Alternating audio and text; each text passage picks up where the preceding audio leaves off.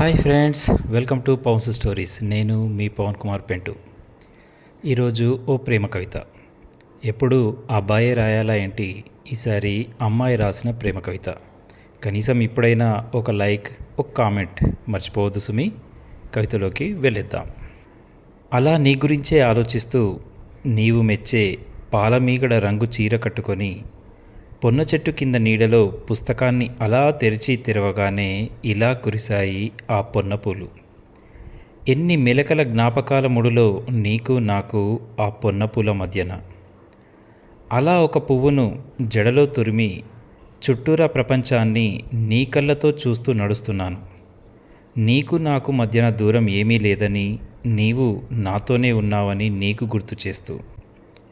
ఇలా వాలే పక్షుల్లో అలా మన ప్రేమ గుర్తుగా మిగిలిన ఆ పూల అస్తిత్వంలో నిన్ను నాలో కలిపేసుకొని నా జడలో మరో పువ్వుని నింపేసుకుంటున్నాను. ధూళి అలా నన్ను తాకుతూ ఇంకా రాలేదా నీవాడు అంటూ చిలిపిగా కన్ను గీటుతూ ఉంటే ఆ నవ్వుల్లోనే ఎదురు చూస్తూ ఉన్నాను నీకోసం. త్వరగా వస్తావని, నన్ను నీలో కలిపేసుకుంటావని. వస్తావు కదూ? ఇదండి అమ్మాయి రాసిన ప్రేమ కవిత. కనీసం ఇప్పుడైనా ఒక లైక్, ఒక కామెంట్, ఒక సబ్స్క్రైబ్. నేను మీ పవన్ కుమార్ పెంటు.